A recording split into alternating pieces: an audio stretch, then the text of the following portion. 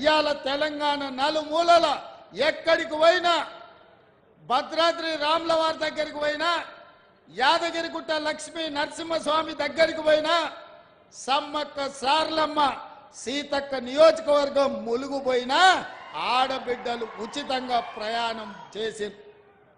ఇదే కాదు, ఇవాళ పేదలు వైద్యం అందక దవాఖానలకు వెళ్తే ఆలి మీద ఉన్న తాళి అమ్ముకొని ఉన్న భూములను తాకట్టు పెట్టి వైద్య ఖర్చులు భరించాల్సిన పరిస్థితి ఉండే.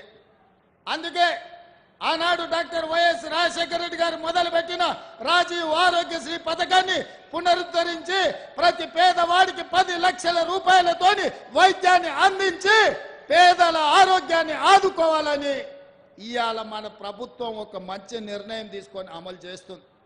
ఇవేనా ఇంకా ఆడబిడ్డలకు ఆనాడు కట్టెల పొయ్యితో కన్నీళ్లతో ఆ పొగ ఊపిరితిత్తులకు పోయి క్యాన్సర్ వచ్చి ఆడబిడ్డలు చచ్చిపోతుంటే సోనియమ్మ ఆలోచన చేసి దీపం పథకం ద్వారా ఆడబిడ్డలకు గ్యాస్ పొయ్యి సిలిండర్ ఇచ్చింది. ఆ ఏళ్ళ పేదలకు అందుబాటులో ఉండడానికి 400 రూపాయలకే సోనియమ్మ సిలిండర్ ఇచ్చింది. కానీ రాష్ట్రంలో కేసీఆర్, కేంద్రంలో నరేంద్ర మోడీ వచ్చి 400 రూపాయలు ఉన్న సిలిండర్ ని 1200 రూపాయలకు పెంచి ఆడబిడ్డల సొమ్ము దోసుకొని పాపానికి ఒడిగడుతుంటే ఈ పాపాల భైరవులను శిక్షించడానికి ఆడబిడ్డలను ఆదుకోవడానికి సోనియమ్మ 6 గ్యారెంటీలలో భాగంగా తెలంగాణ ఆడబిడ్డలకు మాట ఇచ్చింది. ఇందిరమ్మ రాజ్యం ఏర్పడి కాంగ్రెస్ ప్రభుత్వంలో 500 రూపాయలకే మీకు సిలిండర్ ఇస్తామని, మొన్నటికి మొన్న చేవెళ్లలో 500 రూపాయలకే పేదవాళ్ళకి ఇంటి దగ్గర సిలిండర్ ఇచ్చే సంక్షేమ పథకాన్ని అమలు చేసి ఇవాళ ఆడబిడ్డల కన్నీళ్లు తీర్చే పని మన ప్రభుత్వం చేస్తుంది. పెద్ద ఎత్తున ఈ పథకాన్ని అమలు చేస్తున్నందుకు కార్యకర్తలందరూ కూడా చప్పట్లతోని కేసీఆర్ గుండెలు బలగొట్టాలి.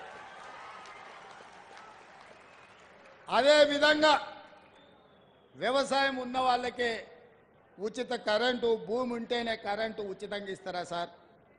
భూమి లేని పేద వాళ్లకు ఇంటి కరెంటు బిల్లులు ఉన్న ఆస్తి అమ్ముకునే పరిస్థితి ఉందని మా పాదయాత్రలో చెప్పింది. అది బట్టి గారు ఆదిలాబాద్ నుంచి ఖమ్మం వరకు చేసిన పాదయాత్ర కావచ్చు, నేను కూడా పాదయాత్రలో ఖమ్మం జిల్లాలో తిరిగినప్పుడు కావచ్చు, పేదలందరూ మా దృష్టికి తీసుకొచ్చారు.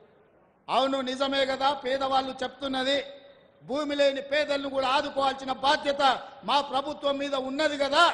అందుకే ఇందిరమ్మ రాజ్యంలో ప్రతి పేదవాడికి మేలు జరగాలి అంటే ప్రతి తెల్ల రేషన్ కార్డు ఉన్న పేదవాడి ఇంటికి 200 యూనిట్లు ఉచిత కరెంటు ఇవ్వాలని, 0 బిల్లులు మీ ఇంటికి పంపాలని, మీ కళ్ళల్లో వెలుగులు, మీ గుండెల్లో ఆనందం చూడాలని విద్యుత్ శాఖ మంత్రిగా బట్టి విక్రమార్క గారు 0 బిల్లులు ఇచ్చి ఇవాళ పేదల ఇండ్లకు ఉచిత కరెంటు పథకాన్ని అమలు చేసిన మిత్రులారా. ఈ 4 పథకాలే కాదు, ఈరోజు మీ నాయకుడు పొంగులేటి శ్రీనివాసరెడ్డి గారి ఆధ్వర్యంలో ఉన్న గృహ నిర్మాణ శాఖలో పేదవాళ్ళను ఆదుకోవడానికి ఆనాడు కేసీఆర్ అన్నాడు, ఇందిరమ్మ ఇండ్లు వద్దు, అవి డబ్బా ఇండ్లు, డబుల్ బెడ్రూమ్ ఇల్లే ముద్దు, ప్రతి పేదవాడికి డబుల్ బెడ్రూమ్ ఇల్లు ఇస్తాం, కొడుకు కోడలు ఉంటే ఆడవంటారు, పండుగ పూట బిడ్డ అల్లుడు వస్తే యాడ ఉంటారు, గొర్రె పిల్లను మేక పిల్లను ఉంటే యాడ కట్టేస్తారని యాస భాషలతో ప్రజలకు మాట ఇచ్చిండు. మరి 10 ఏళ్లలో ఈడున్న అందరినీ గ్రామాలలో ఆడుతున్నా, మీకు ఎవరికైనా డబుల్ బెడ్రూమ్ ఇల్లు ఇచ్చిండా? ఎవరికైనా డబుల్ బెడ్రూమ్ ఇల్లు ఇచ్చిండా? మరి ఎవరికి డబుల్ బెడ్రూమ్ ఇవ్వకపోతే 10 ఏళ్ళు ఈ ప్రజలు ఇల్లు లేకుండా ఉండాల్సిందేనా? కేసీఆర్ ముఖ్యమంత్రి అయినప్పుడు 10 ఏళ్ల పిల్లగాడు లాగు దొడుకున్నాడు, ఇవాళ పాయింట్ వేసుకొని పంచ కట్టుకొని పెళ్లి చేసుకొని పిల్లల్ని కంటున్నాడు. మళ్ళీ వాళ్ళకి ఇల్లు అక్కర్లేదా?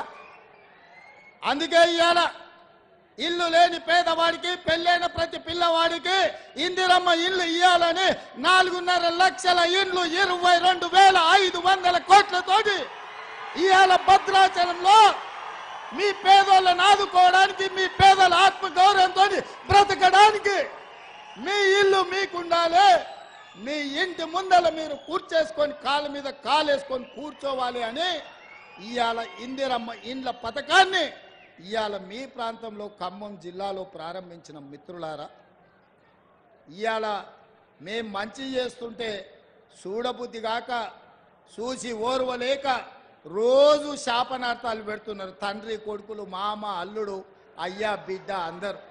నేను అడగదలుచుకున్న మిత్రులారా, ఉట్టి మీద ఉన్న పాల కోసం కింద ఉన్న పిల్లి శాపనార్థాలు పెడితే ఉట్టి తెగుతుందా?